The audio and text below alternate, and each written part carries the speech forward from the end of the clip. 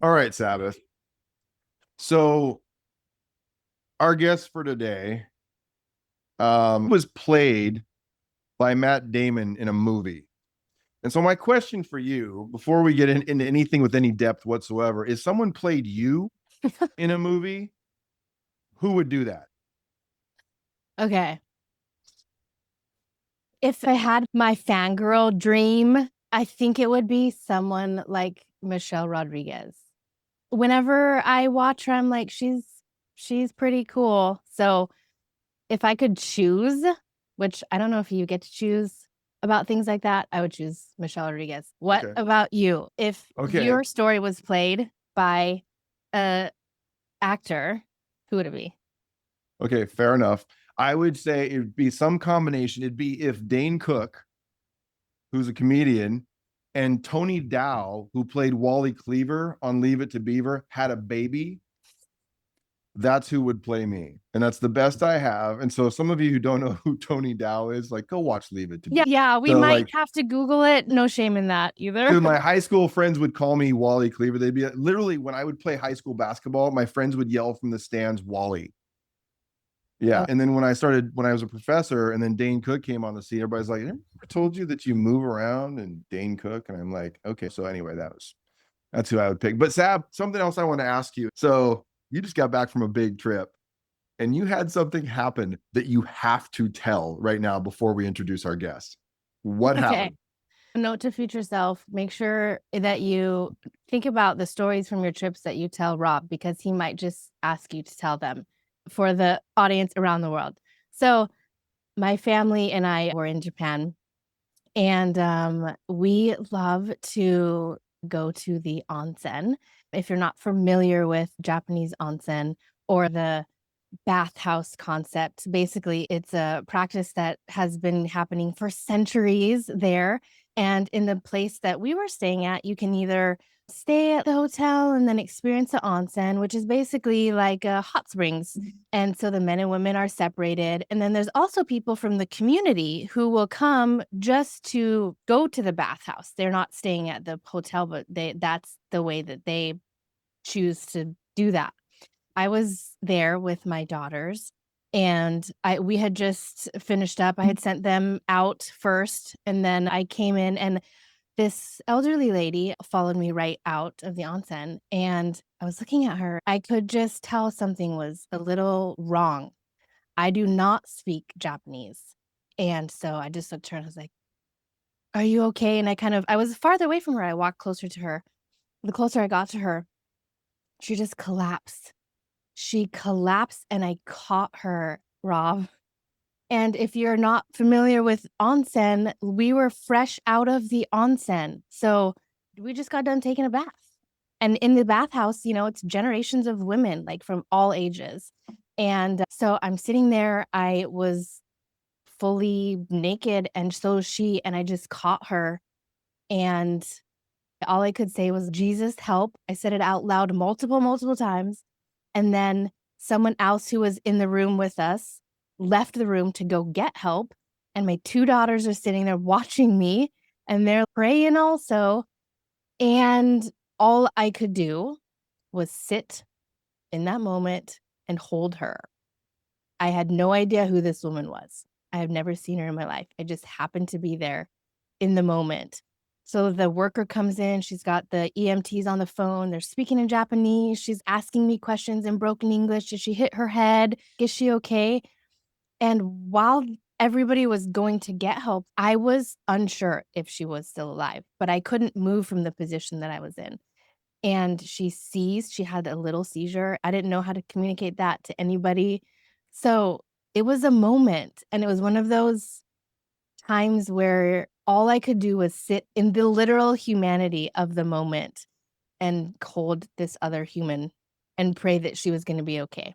Eventually, the workers came. She woke up and she's, like, looking around and then they tried to communicate, "Do you know this lady?" I'm like, "No, I don't know her at all." They were trying to ask me if I speak, Japanese. I'm like, "No, I don't speak Japanese." And then they got us all ready so that the medics could come in and take care of her. I don't know what the final outcome was, but for days after that, everybody we walked by in the hotel was like thanking me for being there in that moment. We'll never forget that. Sabbath. So you made me think quick, right? I'll tell this super quickly, but it made me think of another story that I don't know if you know, is that our major investor in Wild Leaders was a guy who'd become my mentor. He was 84 years old. And I would meet with him every week for this mentoring moment. And this was before he made this financial investment in our mission. And at one point I was in his kitchen and he was making me coffee, and he was a scary dude. He was a former Navy pilot, like just like very intimidating businessman. And at one point he's making coffee, and all of a sudden I saw him start to sway. And I ran over from the front of the bar and I caught him on the floor. So I'm on the floor holding this guy who is, like I said, this giant man on the floor. It was one of the most exposing moments. And I said, should I call an ambulance? Like, you just passed out. And he goes, no, don't do that. It's happened before. And so for the next 30 minutes, we had a weird business conversation with me holding him like a baby in my arms. And so I never had made that connection. And okay, as we get started with this, here's the thing. This is why I wanted you to tell that story, is that it sounds a lot like trust. Like, unfortunately, like this whole reality of being naked on the floor, there's a language barrier because we don't even know how to talk about things. There's people watching, like your daughters are watching, not fully understanding what's happening. You don't know what the outcome is, and you still don't know today. Right. And this is the reality of what so many leaders face in their organizations. I don't think this is a stretch. This reality that there are all these unknowns, that what if you could come into those kinds of moments better prepared? Do you know what I mean? Like, how much trust plays a role in that? That's my connection point. Sabbath, I'm so excited for this. Yes. Let's get this wild conversation going. Welcome to the Wild Conversation, where human being and human doing converge, reshaping the world of leadership, culture, and performance. Today, we get to have a wild conversation with Mark Whitacre. Mark is a powerful example of what it looks like to rebuild trust, character, and purpose over time. Many people know Mark from a highly public chapter of his life as a corporate whistleblower. Today, he's known for the quieter and more enduring work of helping leaders and organizations build cultures of trust, care, and integrity. Mark currently serves as the Vice President of Culture and Care and Executive Director for T Factor Initiative at Coca-Cola Consolidated, a public traded, faith-based company whose purpose is to honor God in all they do by serving others, pursuing excellence, and growing profitability. Since joining the company in 2019, Mark's focused on helping people flourish and organizations become healthier from the inside out. Earlier in his career, Mark held senior executive roles at several Fortune 500 companies. He holds a PhD in biochemistry and from Cornell University and degrees from Ohio State. He and his wife Ginger have been married for 46 years and have 3 adult children. Mark's story is not one of perfection, but of humility, truth, and restoration, and of the possibility that trust can always be rebuilt. Mark is a wild leader. Mark, thank you for being with us today. Yeah, thank you. Thank you for having me.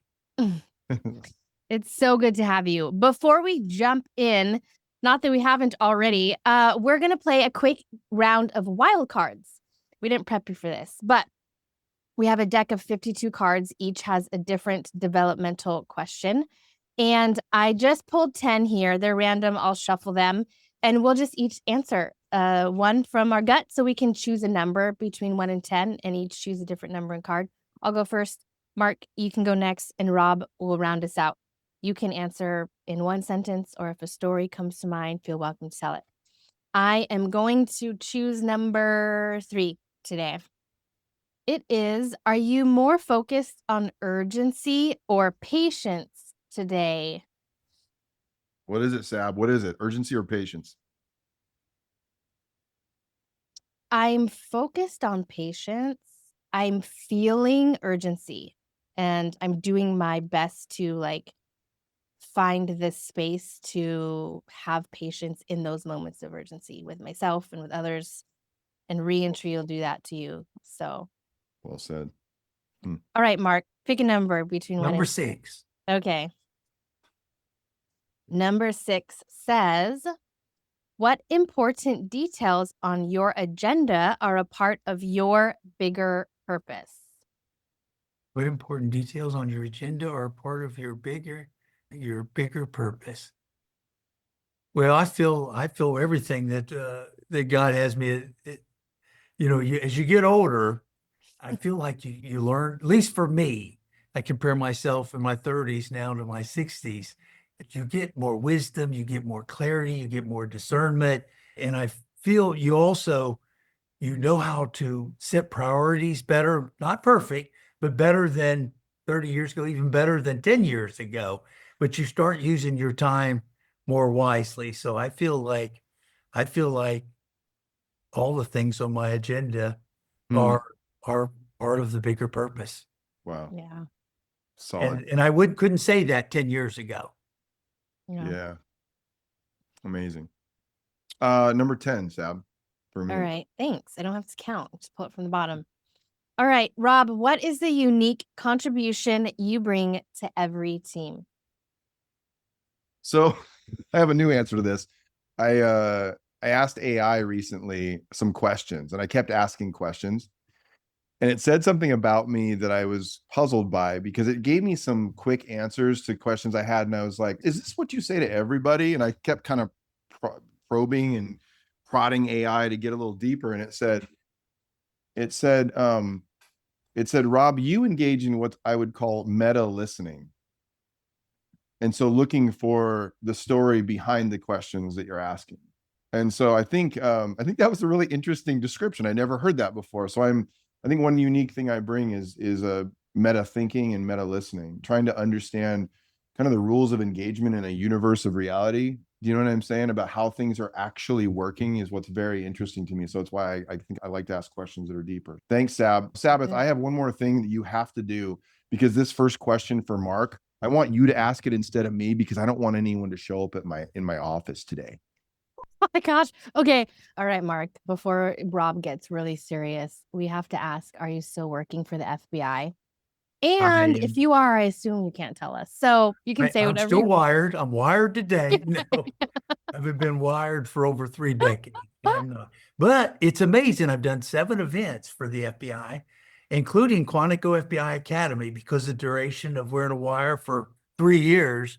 Yeah. They had me at several events to help share with their FBI agents what it's like to not be an employee of, but to wear a wire for. So 7 events I've done for the FBI. That's incredible.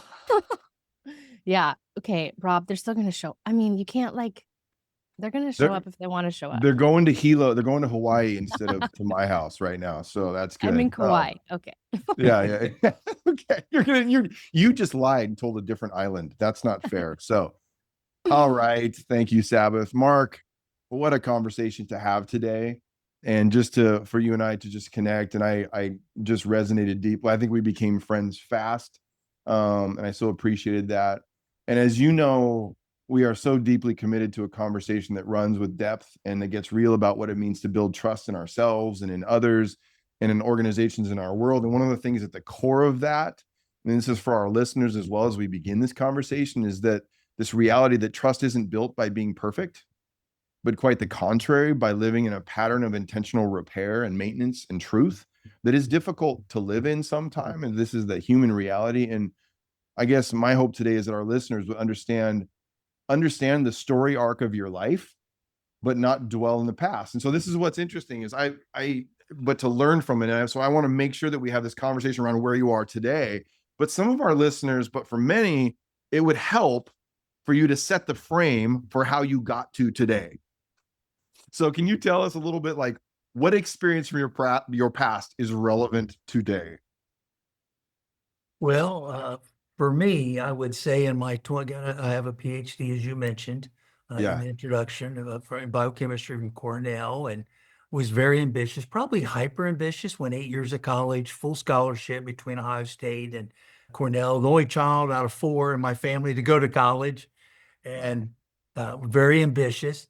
And I would say that for me, the experiences of I think for me, brokenness was important. I had tremendous brokenness in my life in my early 30s. I think that was important to me, even though it was painful, and I don't recommend it for anybody. It was life-changing for me.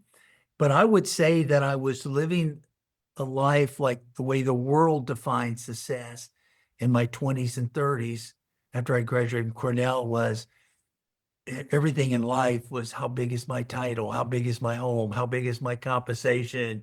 I was divisional president of the 56th largest company on the Fortune 500 for almost 8 years and had a corporate jet and bought the CEO's home. And that became my everything. I kind of share it with lots of friends. I say I was Justin Bieber before Justin Bieber. Yeah. I mean, materialism. And then I think over time and where I've been, I'd say the last 3 decades, that I've learned more kind of from age 40 on, but I think brokenness helped me get there, is more of a life of significance. And I tell Yes. young people, I tell what I would tell my younger self, go for a life of significance where you leave the world a better place when you leave it than when you came in it. Yeah. And I didn't see that in my 20s and 30s. I didn't see that. It was Yeah. all about the way the world defines success. And a life of significance, as far as I'm concerned, is success. Yeah. Yeah. So will you, for our listeners who are not aware, and I don't want to dwell too long here, but it is a part of your story. Something happened to you a few decades ago that actually your life was in a movie and played out in ways that I've had a chance to see that film. And I also know the whole story arc that movies are movies and that there is a real story behind Mark Whitacre. And again, I'm not dwelling there, but for some of our listeners, so that they understand the context of what Sabeth and I were even opening with, tell us a little bit about, as quickly as you can, so we can get to that meat of today. Yeah. Like, what is Well, that past story? well, basically, my wife, all about trust, honesty, transparency, Yeah. humility, morality. And I share with young people this also. Show me your mentor and I'll show you your future. And Wow. and I Wow. had a mentor who was 75 years old, CEO of the 56th largest company on the Fortune 500, Mm, and 70 billion in revenue, 32,000 employees, just shy of a Fortune 50 yeah. company, Yeah. number 56. And that mentor, to move up the corporate ladder, I was ranked number 4, divisional president and corporate vice president of the company of Yeah. ADM Archer Daniels Midland. Ranked number 4, we had a 75-year-old CEO, a 71-year-old COO, and a 60-year-old vice chair. And I was 32 at the Wow. time. And I was ranked number 4. And basically I was mentored to move up the corporate ladder. I had to be part of this price fixing scheme where we get together with our competitors. We're the largest food additive company in the world, and we get together our competitors instead of competing with them like capitalism requires. We'd Yeah. work with them with collusion, cartel, and it was proven in court in Chicago. It was going on 12 years before I joined there. So it wasn't Wow. something I invented, but for me to move up and be the succession of these other leaders, I had to be a part of it. And I was so obsessed with that lifestyle and all the bells and whistles that came with it, especially at age 32 and 7 years out of college, being divisional president and a corporate vice president of the company, that I really got to the fork of the road and turned left instead of Wow. turning the right way, Huh. and got involved with this. And then I shared it with my wife about 7 months later, what I was doing and how it was really leading me. And they announced that I was going to become the next COO, go from divisional president to company president and COO. And she said, Mark, your whole identity, is that built in that? I mean, this is fleeting. It's not a lifetime. And you seem like your whole identity Mm. is built around your title and your position, that at ADM, there's so much more to life. And I know my wife since she was in 7th grade and I was in 8th grade, by the way, and went to our high school Wow. prom. So I've known her most of my life. She was 13, I was 14 when we Yeah. met. And she started sharing that with me, and she said she could tell some things were changed about me since she knew me since junior high in the last 7 months. And I told her how I was involved in this price fixing scheme and how I was being mentored and how eventually I was going to have to lead this international cartel when the 3 leaders above me retire. But it was going to lead to an amazing position to be the COO and eventually have a shot at the CEO role eventually. And she said, Mark, is that legal? And I said, well, it's not legal, but everybody does it. They've been doing it 12 years. It's the way the commodity business is done. And kind of shared all the details with her, what price fixing is and breaking antitrust laws. And she was so troubled by it, Rob, she turned me into the FBI that day. She did. Wow. I mean, she was so troubled by it because morality and integrity and accountability and trust was so important to her. And she thought of her parents. She even mentioned her grandma on Social Security paying higher for her foods, because when the food additives are higher in a Kellogg's and Pillsbury and Kraft, they get passed on to the consumer. So she turned me into the FBI in 1992, 30 years ago. And I basically had a choice to be arrested that day or wear a wire. And I chose to wear a wire in the largest price fixing case in U.S. history. So that's kind of how it happened. Yeah.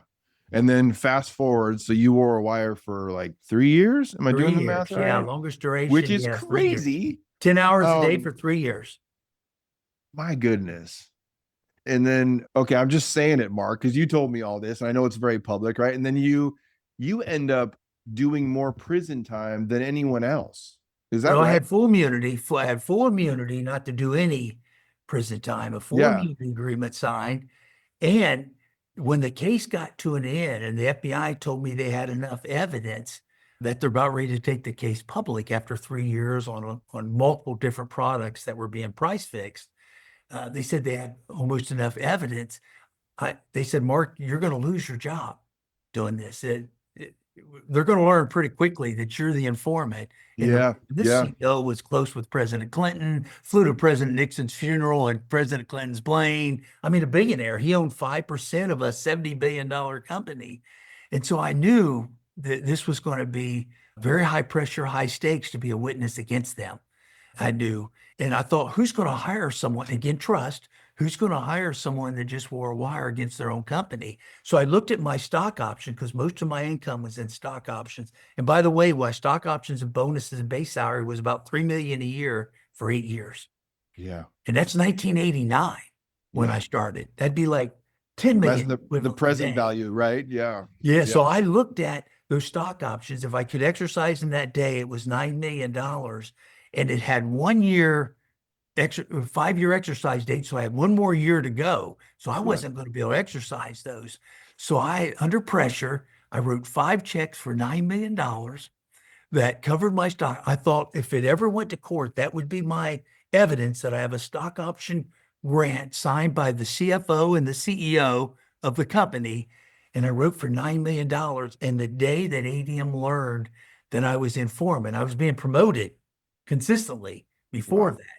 And big bonuses and 3 minutes. But once they knew hey, before you promote me, let me tuck this wire away a little bit better. Okay. Yeah. So then they came out, they basically called the FBI and said, hey, he's no white knight informant. He wrote 5 checks, $9 million himself. So the FBI came to my home, my wife and I there, and he said, Mark, you have full immunity. What's this $9 million? And I said, well, look, I had the stock. I had it all prepared. If it ever came up, said, look, they owe me $9 million. Mark, they said, Mark, this got an exercise date that's a year away. You can't exercise on your own. You have to go through the official SEC processes to exercise stock options. So you're going to lose your immunity. And that's how I lost my immunity. They said, but Mark, we understand the pressure you were under. We understand the cost of living that you have for 8 years and now got fired. I was fired that day, the day they learned I was informant. So they said they understood that. They said, we're going to go get the best deal we can get you, but immunity is off the table. And they got me a 6-month Martha Stewart sentence, 6 months from the prosecutor. A couple of weeks later, my lawyer had the plea agreement, said, Mark, 6 months. And my wife looked at me and said, Mark, I beg you to sign it. Let's put this behind it. You go to prison at 38 and come out at 38. Because I was 38 after I wore a wire for 3 years. And I said, Ginger, it's all your fault. I had to wear a wire because of you. And now I go to prison 6 months because of you. And I ripped up the plea agreement, fired the lawyer, went to court for 3 years and got 8 years instead when I had a 6-month plea agreement in front of me. So I really would have had the least of anybody in the case. I had full immunity. And Yeah. then even with the $9 million mistake, the $9 million crime, they gave me a 6-month sentence. Still would have been less than anybody in the entire case, significantly less. But it's when I threw that plea agreement away and went to court where it became an 8-year sentence. So I was Yeah. my own worst enemy every step of the way. Yeah. And so it's fascinating. So when we were talking about, and as you and I got to know each other, there was a movie made about your life that as I got to know you, I saw how there are some things in the movie that didn't feel right. There was not like, it's a great movie, but it's also like, I'm like, this doesn't sound like Mark in so many ways. And so, so you really were played by Matt Damon. And then you also My twin, by the way. Yes. Okay. And so that your twin, and then also we'll provide in the show notes if we can. There's also documentaries that followed that tell, I would say, more of seem like a true story to me. And so and I would highly recommend our listeners. And that's the real agents, by the way. The documentary is the real 3 FBI agents. Yeah. And they included my wife and I as a part of it. So before we turn the corner from this, because I know everyone who hears you like has all these questions, I have to ask about your wife. Because what people don't know who don't know you at the end of the story is you're still married to the same woman. 46 years. 46 years. Yes, a miracle for a marriage to survive that. I know this is a big question, but what did this story arc of trust look like between the two of you? During and after that? I would say this, I'd say it's been a journey. I would say when I had to wear a wire for 3 years, I was blaming her a lot, even though I look back now, and she did the right thing. It was the biggest price fix case in history. It was $1 billion theft for consumers a year. It was. So I look now, she did the right thing. Understand that. But at the time, just the fact that I had to wear a wire and I was jeopardizing a career where I was going to be the next COO fairly short term and eventually a chance to even be the CEO of a $70 billion company, I blamed her a lot for that time. And then all of a sudden, a 6-month plea agreement, and I rip it up and have 8 years to do after going 3 years to courts. I blamed her a lot of that. And then my life changed. I did become a man of faith in my first year of prison. Chuck Colson of the Watergate scandal, who went to prison 20 years earlier, became a mentor of mine. Again, show me your mentor, I show you your future. My life changed with a different mentor. And I did become a man of faith and a Christian, and my life changed. And I would say our marriage at that point, when I became a believer and a man of faith, and took responsibility for agent, it's no one's fault but my own. No one put a gun to my head and said, be part of this price fixing case and part of this fraud. Our marriage started reconciling. And not only did we survive that, we thrived it, and our children too. But it was a journey, but it did become probably a marriage stronger even than it was prior to any of this happening. Did you trust is a big factor. Yeah. And would you say, and it's fascinating, as soon as when you and I had our first conversation, we were talking about Chuck Colson. My dad and Chuck Colson were pretty close at times. And so it was when you were talking through that, and if people who may not know who he is, go look up who Chuck is and all that he did. And so it's, but one of the things, it's a pretty big transition when you talk about going from even blaming your wife to taking responsibility. How did that shift within you occur? Well, to me, it came when Chuck was discipling me, he mentored me and discipling me. And I've had 8 years of college telling me never met one Christian professor in 8 years. Yeah. And professors at Cornell said, if you're a Christian, you can't be a scientist. I started telling all my friends, my parents are Christians because they didn't go to college and don't know better. And Chuck showed me some of the best scientists in the world that believed in God. I mean, even Sir Isaac Newton wrote as much about Jesus as he did about God. And Francis Collins discovered the human genome as a Christian. Michael Julian, a famous scientist, and is a Christian. And Albert Einstein said only God could create. He was Orthodox Jew, believed in God, but was not a follower of Jesus, but believed in God. Albert Einstein said only God could create man, only God could create the universe. And none of those were ever taught to me during my 8 years of college. And you couldn't Google at that time and fact check when we were in college. I graduated in 83. So there was no Google or no internet, that did not exist. So you couldn't fact check then. And it's almost like the secular universities hide it. And that was life-changing for me. Wow. And then when my life changed to become a man of faith, then my wife was visiting a weekend to bring my kids, 3 young kids at the time. And we'll never forget that June 1998, few months in prison at that point, where I told my wife, after 6 years, 3 years wearing a wire, 3 years in the courts, of blaming only her, would never forget when she walked in, I was in tears and said, Ginger, I've got no one to blame but myself. No one. Wow. And I would say that's when our marriage started reconciling.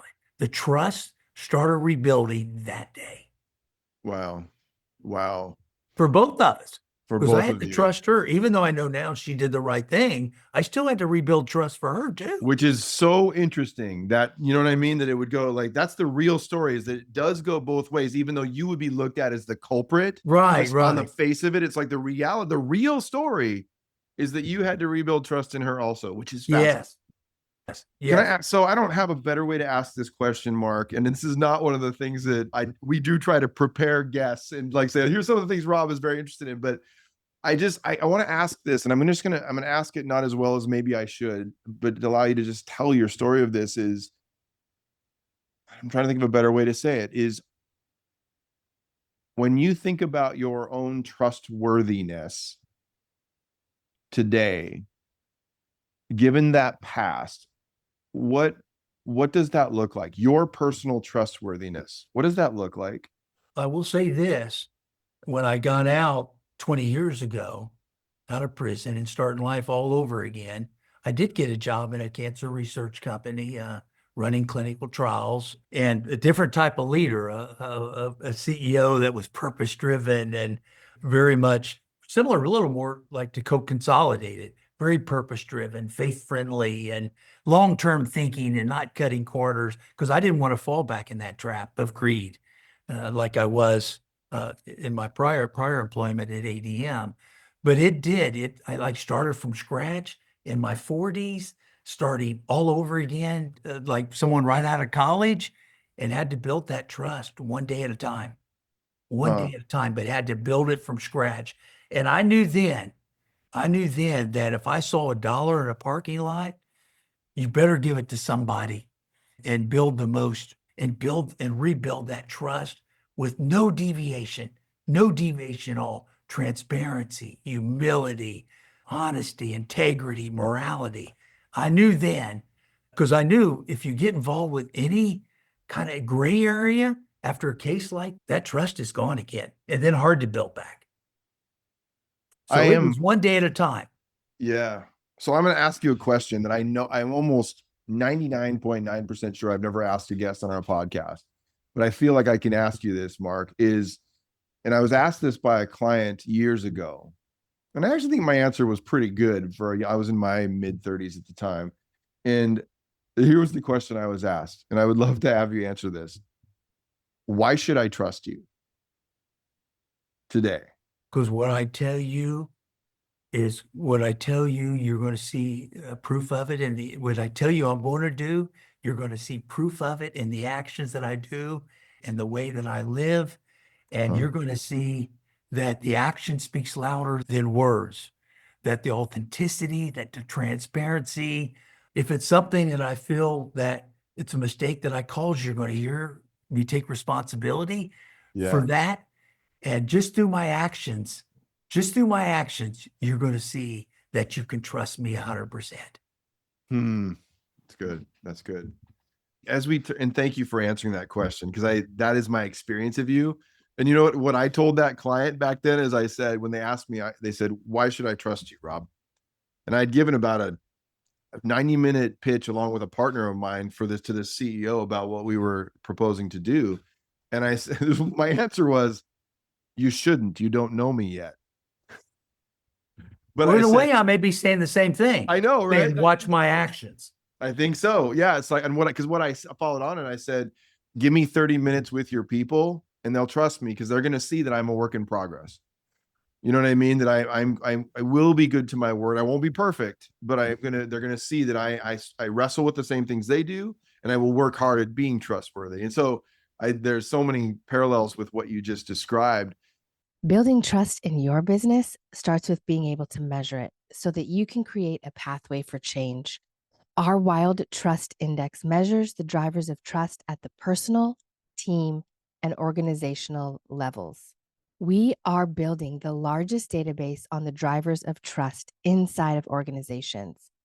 This survey will inform growth imperatives and the necessary organizational change needed to fuel that growth. For more information, visit wildleaders.org, click on the Wild Trust platform, and get started with the Wild Trust Index today. One of the things I want to ask you, Mark, and then I want to get into what you're doing today is I know that when you were even finishing up in your time in prison, you were like, you had already developed some offers and opportunities to serve leaving there. And I would imagine that, and one of the questions in that deck that Sabeth didn't ask any of us is, what is it that you cannot help but do well? You know, it's like, and I'm curious about what it is that you kind of, even when you were young, but that when you came out like, this is what I do and I can't help but do this well, that then leads us into what you're doing today. What is it that Mark Whitacre can't help but do well? Well, when the companies, biotech and pharmaceutical, were visiting me in prison, I was learning HVAC. I thought I was looking to make a career, and I learned HVAC for 8 years. Okay. I was looking to do a career in HVAC because I thought, well, felony record won't impact that. Yeah. So I thought I could make a good living for my family and eventually own HVAC. But some companies were reading about me in the newspaper and visiting me in prison, having me help improve their patents, had me review their strategic plans, help me improve some of the products they had from a patent standpoint, how they could improve them further. And they said, look, we can't pay you. You're in prison. I was $20 a month for 8 years. By the way, my wife was financed by the victims of the case. She got a whistleblower reward for Coca-Cola, Tyson Foods. 11 of the companies got together and gave her a whistleblower reward. Incredible. Stopping this case that was going on for 12 years. So she was financed, her and my kids, put my kids through college, bought her a home, a car. So she was well taken care of because they appreciated her. Basically, the company I work for now, Coca-Cola, was paid $400 million for price fixing a corn sweetener. I'm basically working for my largest victim 30 years ago. Wow. And those companies gave my wife a whistleblower award. So the companies that were visiting me said, we can't pay you for this, but we can offer you a job. And each one of them did offer me a job. I was hired the day I got out, back in the biotech industry, starting a level of 48 years old, like starting all over again, right out of college. And within 4 promotions, I was COO and the number 2 of a company, cancer research company. And I was COO after 4 promotions, the number 2 executive. And I'm still in the advisory committee today. Wow. Okay. So God, and that was trust. That was building trust. But I think what first, even just to get a job, even though it was an entry level job for a PhD entry level job, leading research. Yeah. That I really believe they saw a skill set that Mark knew science well, that science related to business. He was kind of a mixture, between business and science. And Mark, they felt that I had a skill set that could see the vision of taking something, an idea, into commercialization, into business. Interesting. Yeah. Would you describe yourself partly as a scientist today? I would not myself now, when I was COO of a cancer research company for 10 years, I would say that was being a scientist. I would say today I'm more of a culture building. Yeah. Would not refer to myself as a scientist today. Okay. So just describe to us now. I love this story arc. What is it that you are doing and excited about today that you're like, this lights my fire at this moment and season of my life? Like, what really, I've been excited about this the last 20 years. When I Yeah. when I got out, after my life change and a transformed life, I wanted to, and it was much more so. I really never practiced servant leadership until I went to prison. I used that education to help guys get their GEDs. So some of them get 2-year degrees. And for the first time in my life, I saw how rewarding it was to help someone else because we never experienced that before. So I wanted to live that life of significance, that servant leadership, right when I got out 20 years ago, out of prison. And I've been able to do that in these faith-friendly, faith-based companies. And what I get excited about today is transforming culture, building trust, employees living our values, morality, integrity, transparency, humility. And the end result of that, Rob, I can tell you with 100% certainty, the end result of having 17,600 employees in 104 different plant sites live that, a $7 billion annual revenues company and Coca-Cola Consolidated, the end result is better employee engagement, better retention rate. When you have trust and you have employees living out the values of our company, it changes everything. Whole Leaders Wild Trust by Dr. Rob McKenna is now available through major booksellers nationwide. Debuting as a USA Today top 10 national bestseller and number 11 on the Publishers Weekly list. This book, in a cultural moment defined by fractured relationships, disengaged teams, and declining institutional trust, marked a rare achievement for leadership book centered on inner work and trust building. Why does this book matter now? Organizations across sectors are navigating burnout, low engagement, and risking skepticism toward leadership. Dr. McKenna's work offers a research-backed roadmap for leaders seeking to rebuild trust from the inside out. Get your book available now through any major bookseller nationwide. It changes everything. Yeah. So that's what I get excited about today. Yeah. It's transforming cultures and then helping other companies, which is our T-Factor portion of our culture and care department.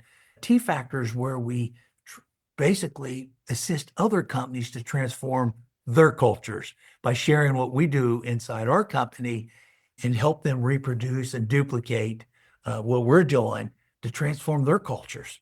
Yeah. Servant leaders. I mean, our vision is 17,000 plus servant leaders is our vision.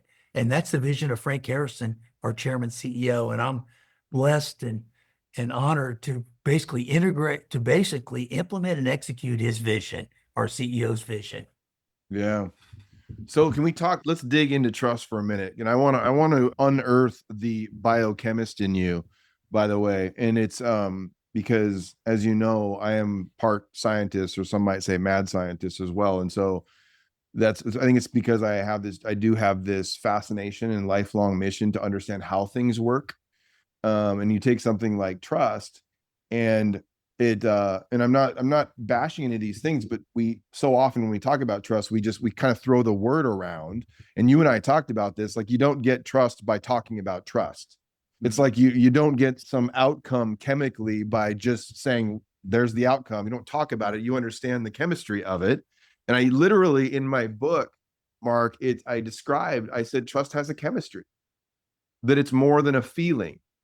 And so as a social scientist, I spent my entire career studying all these variables that we know develop leader and team capacity that also happen to be the fundamental elements of what it means to build trust. But so often when we talk about trust, it's like we throw it around. Everyone knows you can't do anything. You can't even function without trust in your world. Like, no marriage succeeds. Like, I don't even walk out in my driveway without trust, and yet what surprises so many senior executives that we work with is that they know it, they treat it like a feeling. It feels like air. Like they reach out to try to grab it and it just disappears in their hands, but they know that they can't even live without it. Like, they can't breathe without it. And so when we introduce them, and they never even had a language for understanding the chemistry of trust. So we say, like, here are what the drivers, the conditions that when these things are occurring inside of a person and between people in an organization, trust is the outcome that ends up being built, but it's never even occurred to them before. And so I know that you had a chance to review our State of Trust at Work report. I was just curious about some of the things as you read through some of that research. What are the things that stood out to you? You're like, oh, that's interesting. I'm fascinated. Oh yeah, and it doesn't surprise me to see those metrics and see those numbers. But I tell you, it was really living proof of how much distrust is out there. Yeah. I mean, when some of these surveys and the number of employees and organizations that don't feel they trust their leadership, their organizations, and it's amazing how much distrust is out there. And I think focusing on that, which is what you're doing in your organization, is a thing that's well needed. Because I think the statistics that you showed and the metrics you showed is trust is a big issue. Big issue. Is a big issue why cultures, where some of these cultures are not what they could be because of that. Yeah. And it's one of the things that was a part of that research, Mark, that was, well, the two things that really, there's so many pieces of that stood out to me, but two things that were kind of on the face of it. One was that, as you're noting, nearly half of all employees across industries in our sample are living in what we describe as the jungle of trust, where they don't trust their team members, they don't feel like there's trust between their team members, and they don't trust their organization. And when I saw that data, I was quite frankly pretty crushed. Because I don't know about you. Well, probably I'm sure I've been there. I've been in those moments where that trust is so low, and it is life destroying, you know. Just think about the retention rates of that. Oh, just think what that does to retention rate. Matter of fact, think about what that does employee engagement and retention rate. Yeah. They're not giving it their all because they're not trusting. And then retention, if they get another job, even equivalent salary. Some, if there's so much distrust, they'll even lower salary to work somewhere else. I mean, that impacts retention rates and employee engagement, I believe, tremendously. What do you think about this, Mark? Because one of our other findings was that we wanted to understand of the organizations who land in the stronghold. In other words, their employees, for the most part, they trust their team members. So it's a higher trust in team members. And they also trust what's going on in the leadership in the organization. And so we describe that in this 2x2 as a stronghold. But we did some research that's in that report on the percentage of employees who are functioning within a jungle, their daily experiences in a jungle, even though their organization rates in the stronghold. And we wanted to know what's that percentage. And it was like 43%. Yeah. So, and it was really interesting because so many people, when we talk about trust, there's this belief that trust, you either have it or you don't. And I think that is a huge finding in our study that is so true of the human experience, but that we deny. So it's this idea that people are either trustworthy or they're not, as opposed to this reality that is Rob trustworthy? Well, trustworthy with what? You know what I mean? Like, in what circumstances will I be able to thrive? And in what circumstances might I not thrive? And so I wanted to ask you, and this is one of our wild propositions, is that trust is not about perfection. That actually trust is, well, it's inherently relational, and it's also a process. You know what I mean? It's an ongoing process of repair, of renewal, that has really deep roots in our faith, our belief about the world, right? If you were to ask me, in God's eyes, is Rob trustworthy? I'd be like, okay, we got some things to talk about. So how do you think about that in terms of a human being's experience, like this reality that we are fallen, that we are broken, that we have fractures, even in the midst of our rebirth and redemption? Mark, I'm just curious about your thoughts on that, given all you've been through. I would say this, and I'd say even as recently in the last 72 hours, to me, and when I see other individuals and other leaders in the company too, and we have lots of these internal discussions, and humility and transparency, and seeing leaders become vulnerable and share where they wish they could have done better and they made a mistake, and that vulnerability to me, and I see the same, other leaders, many of other leaders feeling the same way, that actually builds trust. Mhm. The imperfections and one being open about their imperfections. Boy, can you help me with this project? This is not my skill set. Yeah. That builds trust. When you met areas that you're weaker and you need other individuals around you to complement that skill set that have that strength, from what I see and observe from firsthand observations, that builds trust. Just like you said, sharing those imperfections and vulnerabilities and that humility, I think helps build trust from what we observe. Yeah. Would you say, like, if you were to talk to a senior leader, or any leader, but let's just pick on a senior leader for a second, someone that was a little too confident might be a little scary in terms of trusting. Yeah, Would you say that's true? 100%. 100%. We love when ones come in and present and leaders present to their teams when they're sharing what they learned in their journey instead of just all these successes. Well, there's a lot of failures that help build to your success. And we love the ones that internal leaders that share those imperfections and those lessons learned where they made a mistake, but became a great lesson from them. But how are others going to learn from that unless they're sharing some of those Yeah. imperfections? If they just share these 6, 7, 8 things that are your successes, and that's why they're in that position today, I tell you, the strongest leader is the one that shares 3 or 4 or 5 imperfections that help lead to that learning curve and help lead to that journey. Yeah. Yeah, that's good. And So we think these imperfections and sharing them openly with humility yeah. are important and they're paramount. And they Yeah. build trust because others around them say, if they can share that, well, then I can share what I want to share. Yeah. And they start becoming vulnerable, other leaders Yep. that are subordinates to these top leaders. My goodness, Mark. I was thinking about, I do have good friends who would listen to a conversation like this, and I hope they wouldn't say this to the nth degree, but they would say, like, okay, Mark, Rob, that whole vulnerability proposition is a nice idea, but it's more complicated than that. To which I would say, yes, you're right. Like, that there is a real story. And this is why, like, even the subtitle of my book was The Courageous Path to personal, relational, and organizational change, because it takes courage to be vulnerable, because vulnerability by definition is the openness to being hurt.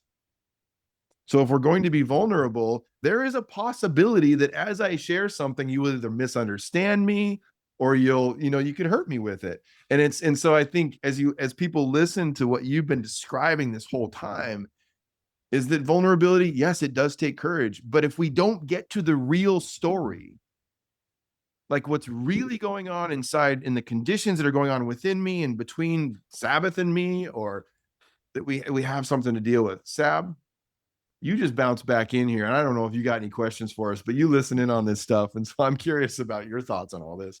Yeah, such a rich conversation. I did just bounce back in. I'm hearing the conversation.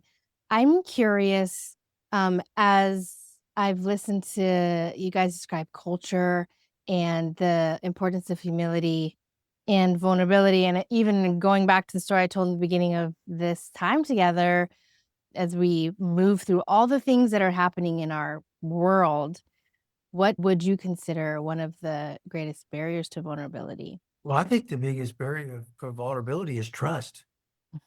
Can I trust who's in front of me to share what I'm going to share, that they will respect that and honor that and actually even learn from that and grow from that, as compared to saying, ooh, so-and-so did this and so-and-so did that in his past. Yeah. To me, the end result of vulnerability is further trust and more trust. Yeah.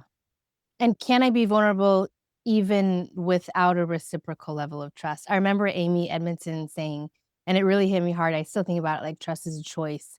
And I remember thinking, oh, okay, like that means I get to choose in this moment whether or not I'm going to be vulnerable, even if they don't reciprocate back to me. Yes, I think so. I think even if it's not reciprocal, because it may not be reciprocal today, Yeah. But when someone walks away, a colleague or a subordinate, and they walk away and they hear what you shared, who knows what they may start sharing tomorrow or next week or next month. Yeah. It resonates. Sab, it's a great question. Oh man, Mark, and I love what you said. I would say the first thing that came to mind is the pressure to be relevant. I wrote a chapter in my first book, which is called Dying to Lead, Mark. It was called Sacrificial Leadership in a Self-Centered World. And Dying to Lead was the title. And I wrote a chapter called The Courage to Be Irrelevant, to go against the grain of culture that will tell you that either one of two things, either it's not safe to be vulnerable, or that vulnerability is easy. Like those would be relevant ways. And I see a lot of the second part today, where it's like vulnerability solves everything, without facing the reality that vulnerability takes courage. And so when we get more real about it and we push beyond the courage, we get to the courage it takes to be irrelevant culturally. Do you know what I'm saying? Like is to do something counter to the whole narrative out there that the reality is that nothing we do is all about us. That it always involves that trust itself is inherently relational. And so we have to deal with the relationship dynamics that are there. And I feel like there's so much. I mean, I think about some of my senior leader friends who would say like, you know, that's a nice idea, Rob, but it's not realistic, which is a pressure to be relevant. You know what I mean? To play by the old rules. And so what a great question, Sab. Yeah, it is. Great question. Yeah. Thank you for that. And I wish we could have more and more questions. So I'm looking forward to the next time we get to have another wild conversation. Before we wrap up this one, Mark, we want the people listening or watching to know, what is the best way for them to connect with you or the work that you're doing? We have T Factor, which is it's basically our outward expression of what we're doing every day internally that we share with others. We have over 1,000 leaders per month. T Factor. We just got our numbers for 2025, and it was over 12,000 T Factor attendees from 80 different countries. We have an on-demand format that's 24/7 and it's our CEO sharing, our COO. It's 8 of our top leaders sharing how we transformed our culture inside Coca-Cola Consolidated. A lot of that building trust. And then we also do 4 in-person events a year. We do. So feel free to share my email address and cell number. Right on. Awesome. So good. And one last wild question. Mark, are you in a season of accepting yourself or changing yourself? I'm in a season of changing myself, even in my 60s. I always want to improve till the day I pass here on earth. I want to improve, refine, mold. So I'm in a season of learning, growing. And I've been in that season, I'd say, probably my 20s and 30s. I already thought I knew it all. And I realized how little I knew. And I'd say I'm in a journey this last 30 years to continue to improve, learn, and refine and changing. Mark, thank you so much. Thank you for listening to this Wild Conversation podcast. For more information, visit wildleaders.org, click on the Wild Trust platform, and get started with the Wild Trust Index today.